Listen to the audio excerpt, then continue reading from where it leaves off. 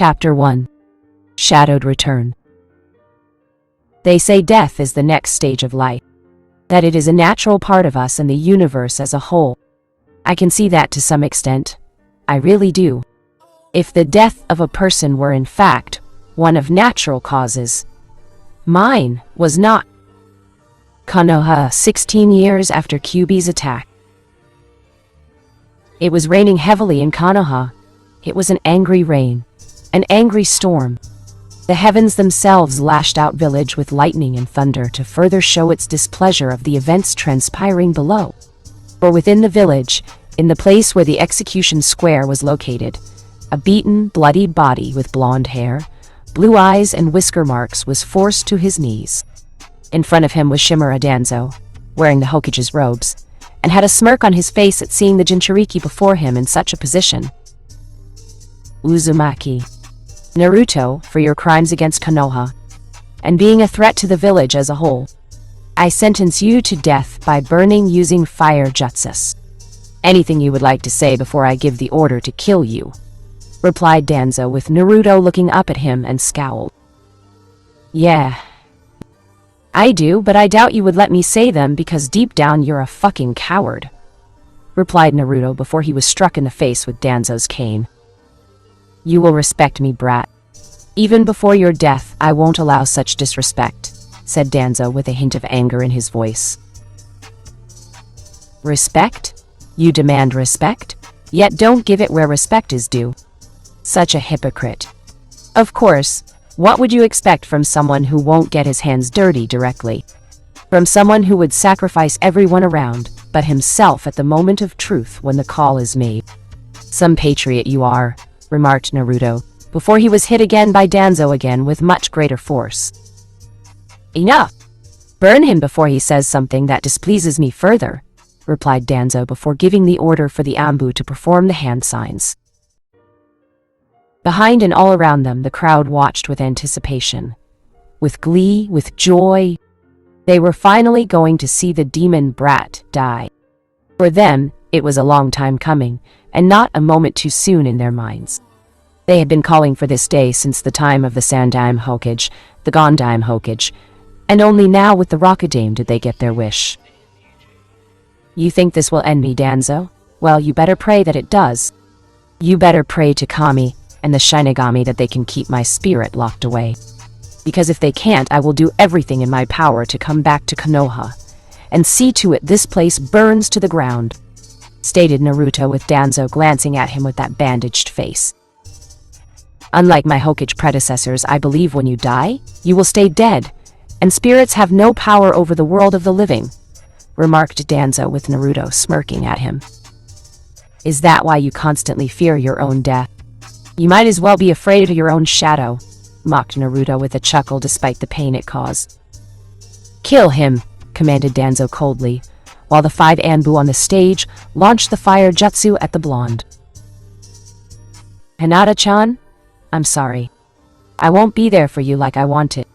At least I was able to get you out of Konoha and somewhere safe with our baby before those fucking elders could catch you. To think I would live just long enough to be a father. Still, that doesn't mean I won't find a way to protect you, our child, and get revenge on Konoha for this betrayal. I will come back one way or another.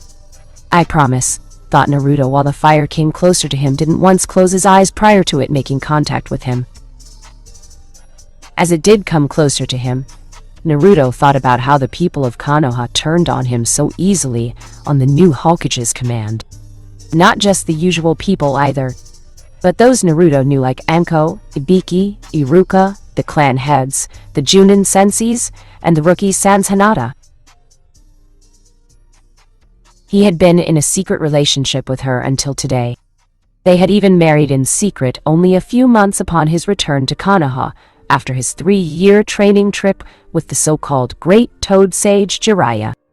Great Toad Sage is currently bleeding hole in his foot. The pervert didn't teach him shit. All the man ever did was peep on women and give him some minor stuff to do any genin could do with a proper instructor. Not that Naruto cared since he snuck away too and found his own teachers while leaving a shadow clone to stick behind to fool the old pervert. When they came back, Jiraiya boasted how he was the perfect teacher to Naruto, which the blonde crushed by stating peeping on women in hot springs and going to brothels was not training. It was funny seeing the man's reputation crumble while the women around him beat the living shit out of his body. As for Naruto being with Hinata, it hadn't been easy to sneak away to see each other when in their secret relationship, or to even get to their wedding destination. Jiraiya, being his usual spying self, was always keeping an eye on Naruto, regardless if the boy was in Konoha or not. Pure invasion of the blonde's privacy, all for the good of Konoha, which was bullshit no matter how you spin it. Fortunately for Naruto, that is, the client for this intended wedding was an old dear friend of Naruto's, and the spring daimyo was ever so happy to make such a thing happen. Sadly, Jiraiya, in an act of betrayal, decided to snoop around after seeing the two being too chummy to be considered just friends, and blew the whistle on purpose. Again, it was all for the good of Konoha in the Sanin's opinion, but Naruto suspected he did it because he was just an asshole like that when it came to his godson's happiness. He did push the blonde into a ravine just to make him use Kyuubi's chakra once. If that doesn't make you an asshole, what does? Naturally, the Hyuga elders were not happy about this, and moved to have the marriage annulled on the ground it went against their clan laws. Unfortunately for the elders, one can't simply have said marriage annulled if the one performing the sacred ceremony was a daimyo, and/or the marriage was backed by a daimyo. In another act of betrayal, Tsunade actually tried to convince Naruto to divorce Hinata on the grounds that they were too young, or Iwa or Kumo will target her now because of her connection to him. How he was basically painting a big fat target on her back simply by being near him. It didn't help that Kurena had stomped up to his home, got in his face, and threatened to castrate him if he didn't let her student go from their marriage. Again, Naruto had told them all to fuck off. Hinata herself had gotten Kurenai to back off by warning her old sensei that if she threatened her husband again, the Hyuga would be sure to destroy the woman's ability to reproduce. When vocal convincing didn't work, Tsunade decided to test the very strength of their marriage by sending them both on separate missions. Both went far away from the village in different directions of the world. Another part of the plan was, when one of them just happened to be in the village, the other was not, and they never had any time for each other. To make them become frustrated, angry, say hurtful things to each other, and then finally divorce. Or so the powers that be thought would happen. In truth, Naruto would make sure his route on any mission outside the village took him straight to Hinata when she was out of the village too. The two spent as much time as possible together, and Konoha was never the wiser. They swore that nothing would stop them from having a life together no matter what Konoha threw at them. And then Hinata became pregnant. Something she couldn't keep hidden in Konoha for long. Not when the Hyuga used their damn fucking eyes to see into her belly, every chance they got to see if life was conceived in it.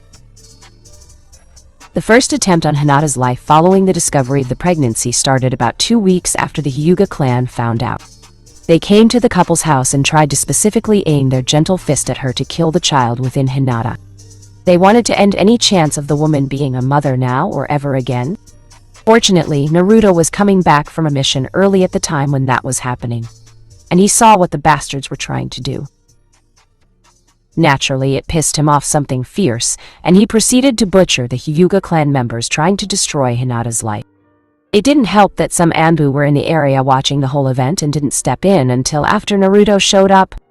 Of course, by the time the Anbu decided to actually do something, the Hyuga clan members were already dead, torn to pieces, and Naruto himself was standing in front of his wife in a protective manner.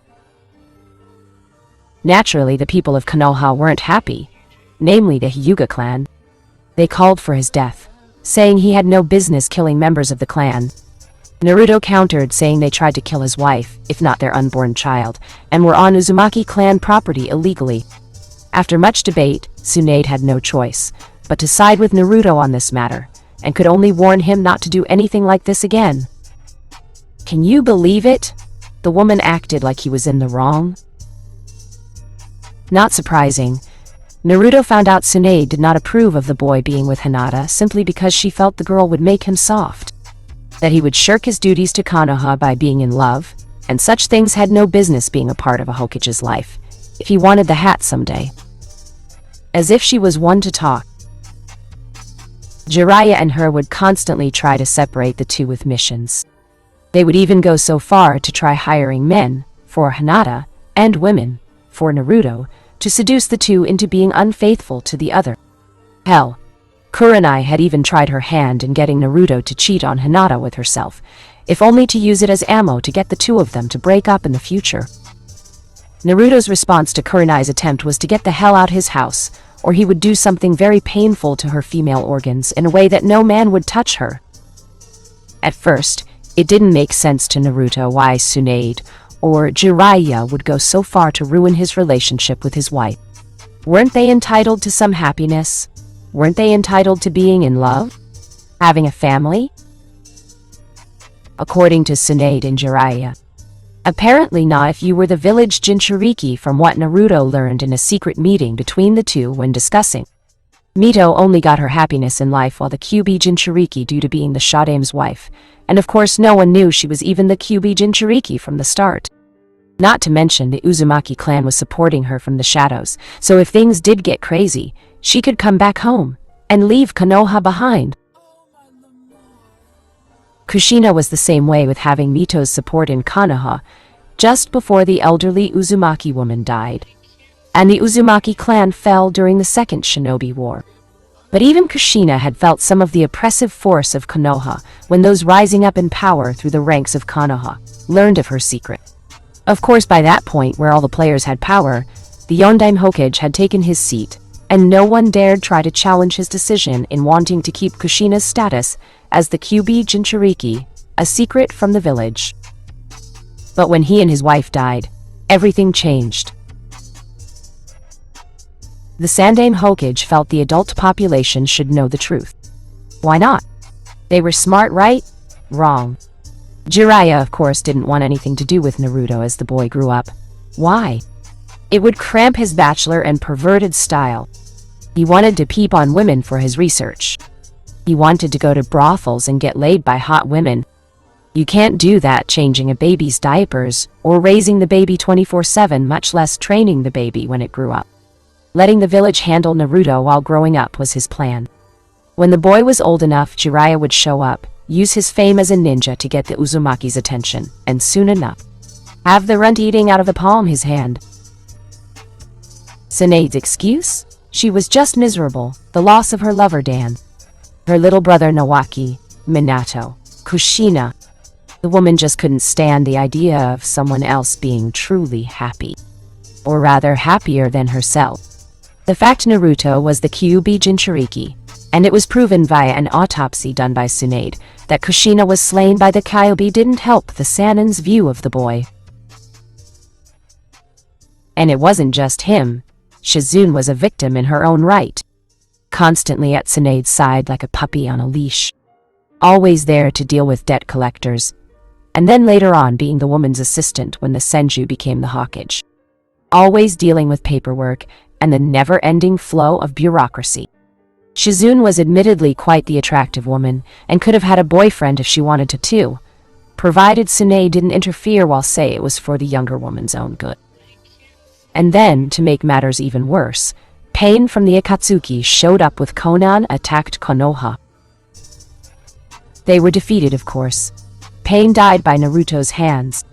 Konan retreated back to Aim, where the Akatsuki was secretly located.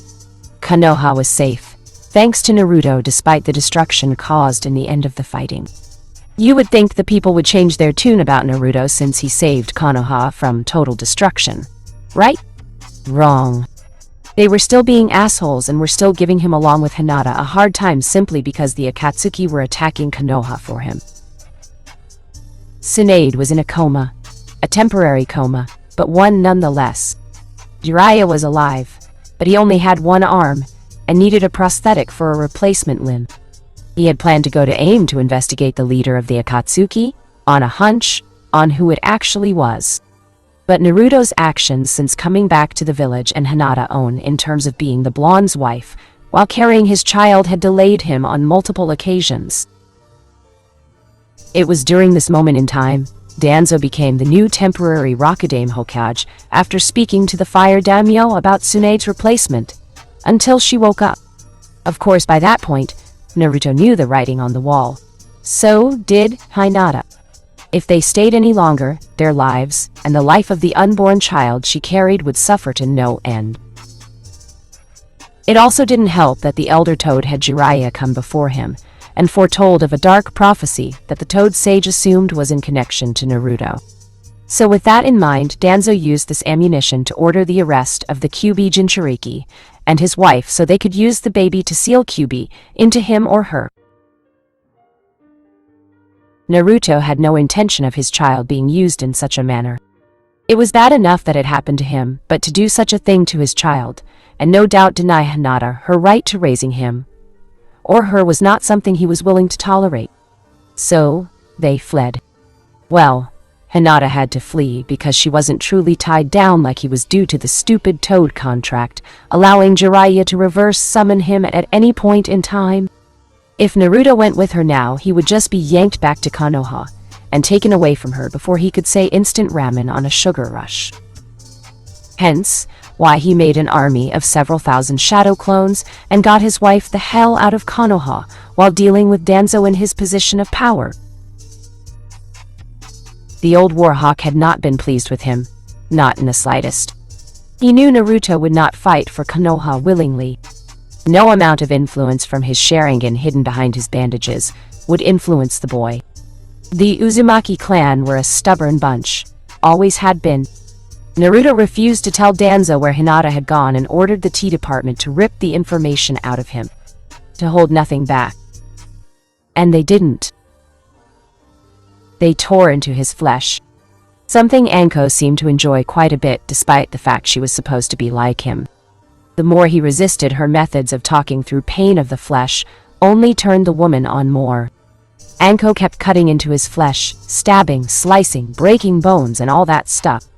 Hell, she even let Kurenai have a shot at him with the woman's genjutsu, unleashing everything painful he went through, growing up all the way up to Anko's time ripping apart his flesh. Two Yamanaka tried their hands at him. One was named Fu, and the other was Inoichi, Ino's dad. Neither had looks of concern for him. Not surprising with the former, but the latter was a bit surprising. Still, their double invasion of his mind did nothing to his mind, except pissed him off something fierce. Both were admitted to the hospital after Naruto beat the stuffing out of them in his mind with the attacks on them mentally projecting onto their physical bodies. It wasn't long before Ibiki came to the forefront to take a crack at him. Being the head of the T-Dept made many believe he was the only one to break the Jinchuriki. But Naruto had plenty of motivation to resist, and all he did when Ibiki was done with him was just laugh at the scarred man's attempts, before asking if this was his best shot. Angry and frustrated by Naruto's resistance, Danzo decided to cut his losses on the issue and just kill the blonde brat in a public execution to further strengthen his support from the people. He knew it was risky given it would mean the loss of the village weapon. But the fact remained his Jinchuriki was broken, and a broken weapon had no business being around if it could not be remade. He also knew because of what the Yondaime Hokage did, once the brat died, the Kyuubi would die too. No reforming, no coming back. End of story. And it wasn't like Naruto had the only bijou around. Sure, the boy had the strongest bijou, but not the only one in existence. All Danzo needed was to get one of the other Jinchuriki in his grasp, and recondition him or her to be a loyal weapon and tool of Konoha. If not, they could extract the bijou and reseal it into someone else to start from scratch. And there was always the chance his root or Jiraiya's spy network would find Hinata or her child in the years to come. It was only a matter of time before they did and made the girl or boy a possible Jinchuriki in the future. As Danzo looked into the fire that was burning Uzumaki Naruto alive, the man expected the brat to scream out in pain, to cry out in agony while the crowd cheered, to see the boy suffer with regret in not kneeling to his betters and superiors like he should have done from the start. Instead, all Danzo got was laughter. Laughter from dying boy, who even now was looking at him through the fire with glowing red eyes. It actually made Danzo feel a small sliver of fear at seeing such an eerie sight. And he wasn't the only one. The crowd's cheering had died down among the raging storm above them, for the sound of laughter coming from the one they were cheering would die. It was actually ruining the mood of the crowd and making the shinobi around them very uncomfortable. You think I am forever gone. You think I am forever dead. But death holds no power over an Uzumaki. I will return. I will come back. When the time is right, Konoha and all who live in it will burn, exclaimed Naruto in a demonic voice before he laughed, while the storm above escalated, and the wind seemed to swoop in and hit the boy hard enough for his ash-like body to be scattered to the winds. The laughter echoing throughout Konoha, and the storm itself did not let up. If anything, the storm got increasingly worse. But that was a long time ago. For me, anyway. I found my death led my spirit to a path of light beyond what I had ever known. Maybe I was reincarnated. Who knows? The point is that Uzumaki Naruto was dead. I was remade, remolded into a being of light against the darkness. And for a time, I did my job well. Until I met him. Until I met the Dark Lord Morgoth. Maybe it was his unique presence which overpowered mine. Maybe it was the fact his words and actions that reminded me of the past I once had. Maybe it was simply my own desires and promises for revenge against my old world. Again, who knows? What I did know was I could no longer serve anyone but this man, this god among all other entities, and pledge my service to him.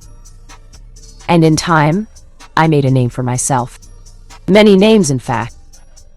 Mehran, Anatar, Artano, Gorthor, the Cruel, the Enemy, the Dark Power, the Great Eye, the Necromancer, the Lord of the Ring, the Sorcerer, the Black Hand, the Nameless Enemy, Taran, Sauron the Great, Sauron the Deceiver. Oh yes, I went by many names. And the titles. I had so many of them. Abhorred, Necromancer, Dark Lord, Lord of Mordor, Lord of Gifts, Lord of Barad-dûr, Lord of the Earth, Lord of the Rings. When Morgoth fell, I took on the title of Dark Lord. I waged war in his name. I brought the kingdoms of men, elves, and dwarfs to their knees. Many assumed my powers were all magic-based. They were right for the most part. Most of it was, but not entirely. The Ring of Power was said to have inscriptions on it that were in a form of Elvish. Ha! The fools only knew just how wrong they were. Or rather, half right they were in terms of what it was they were seeing. Yes, it was a form of writing, but any idiot with enough time and patience studying the language of elves can put such a thing on a magical ring. In truth, the inscription written in the language of elves was of my own design, where it would hide the Fuinjutsu mixed into it to prevent anyone from destroying it. When I finished my forging of this Ring of Power, I poured all my pain, my suffering, my own cruelty, and imprinting my very soul into the ring. I made sure this one ring would be the supreme ring over all rings connected to magic. That for all other rings made for the elves, dwarves, and men of Middle-earth, I would hold the one ring that would rule them all. I had seen enough of Middle-earth to know the darkness in the hearts of men. I had seen it as Uzumaki Naruto, and I saw it here too. I believed if I could control their spirits and the wills of these people, I would become everything Morgoth had been during his time, and claim Middle-earth for myself. Before I set my sights on my own world to crush my enemies, who no doubt forgot about me. Sadly, my enemies within Middle-earth had other plans. A last alliance of men and elves marched against the armies of Mordor, and on the very slopes of Mount Doom, they fought for the freedom of Middle-earth. Victory was near, but the power of the ring could not be undone. It was in this moment, when all hope had faded, that Isildur, son of the king, took up his father's sword. And Sauron, enemy of the free peoples of Middle-earth, was defeated. The ring passed to Isildur, who had this one chance to destroy evil forever, but the hearts of men are easily corrupted. And the ring of power has a will of its own. It betrayed Isildur to his death.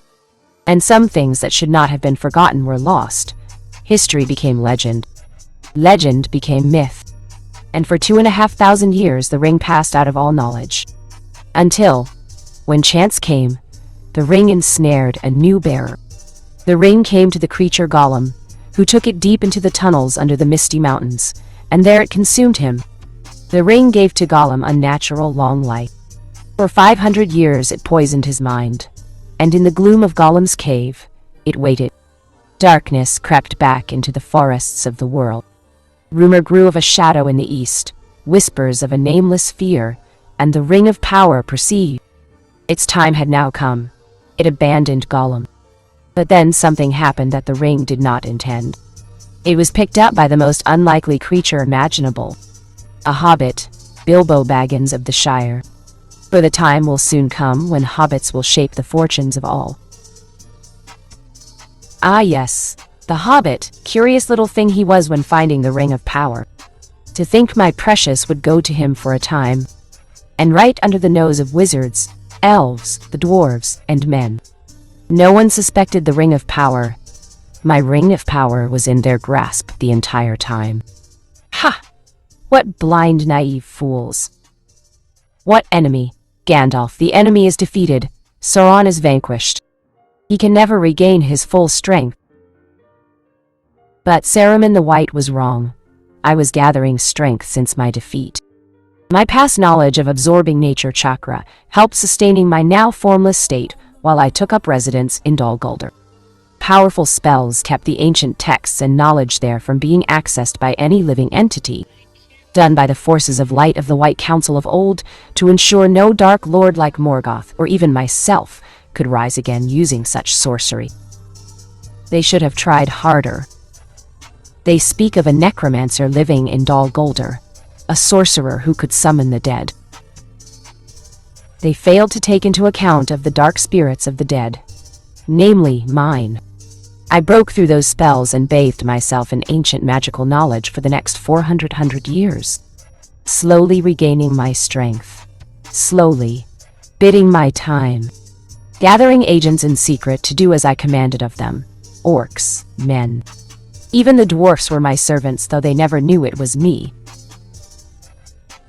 They never knew I sent the smog to Erebor, that my shadowy spirit appeared before the sleeping dragon one night, whispering into the creature's mind about the vast treasure under the mountain. The sheer size of the gold, the jewels and diamonds that had been mined by the dwarfs all living there. I whispered into Smog's ear about how he could bathe in gold. I even whispered how he could be the king under the mountain by being in possession of the Arkenstone. The king's jewel, a jewel of incredible power, one I too wished to acquire, if only to have its energies pour into the ring of power, making me stronger, making me more powerful the longer the two of them were close by. Hence, the dwarves seeking to reclaim the lonely mountain played into my plans. I once more manipulated events to get the dwarves, who once lived in Erebor, or wanted to live there, would seek each other out, to put them in a position where it was do or die for them in removing the dragon from the mountain.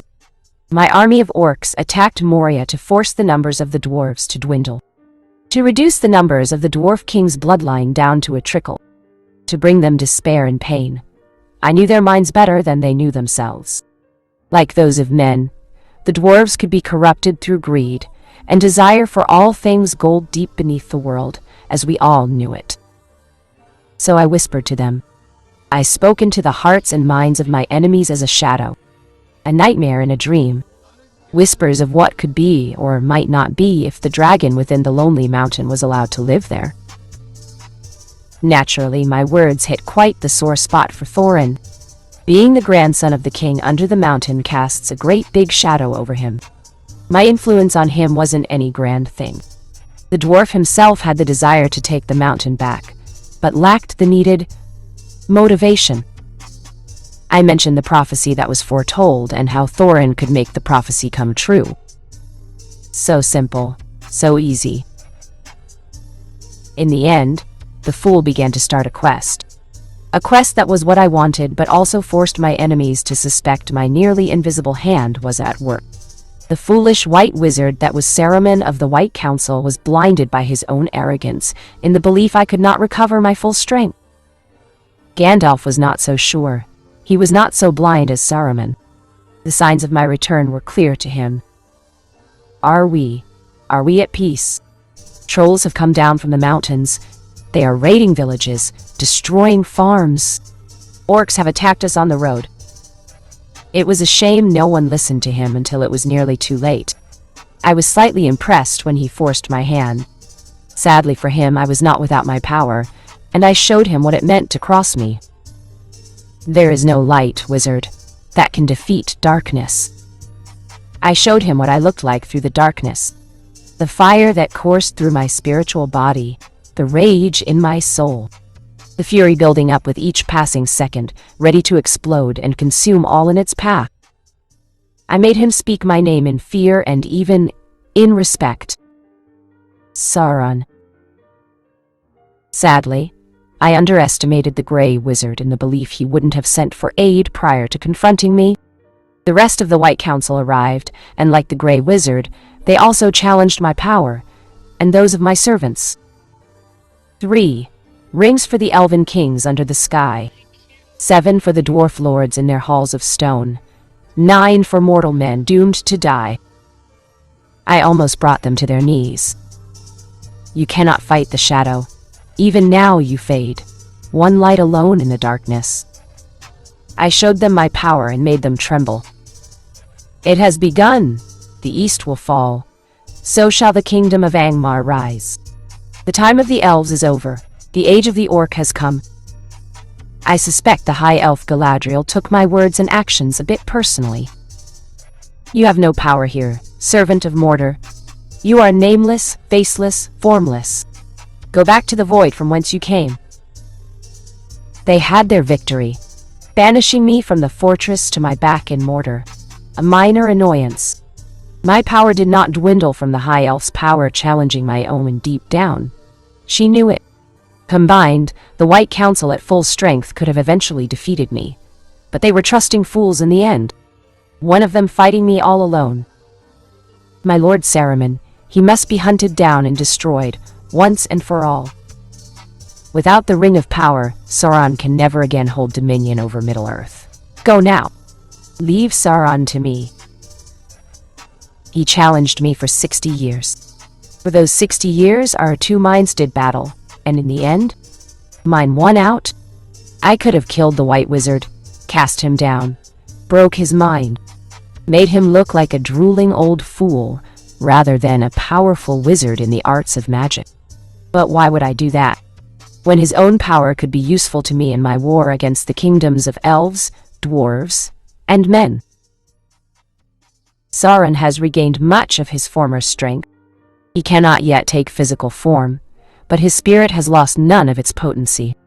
Concealed within his fortress, the Lord of Mordor sees all. His gaze pierces cloud, shadow, earth, and flesh. You know of what I speak, Gandalf. A great eye, lidless, wreathed in flame. The eye of Sauron. He is gathering all evil to him. Very soon he will summon an army great enough to launch an assault upon Middle-earth. And Saruman would be key to that army. You did not seriously think that a hobbit could contend with the will of Sauron. There are none who can. Against the power of Mordor there can be no victory. We must join with him, Gandalf. We must join with Sauron. It would be wise, my friend. Tell me, friend, when did Saruman the Wise abandon reason for madness? And thus began Saruman's intentions in aiding me in my war against the kingdoms of Middle-earth. The power of Isengard is at your command, Sauron, Lord of the Earth. And it was here that I gave Saruman one simple command. Build me army, worthy Mordor. And in that Saruman was successful. The so-called White Wizard had his mind opened to the powers of darkness, and through my assistance, created new breed of orc. Do you know how the orcs first came into being? They were elves once, taken by the dark powers, tortured and mutilated. A ruined and terrible form of life, now perfected. My fighting, Urukai,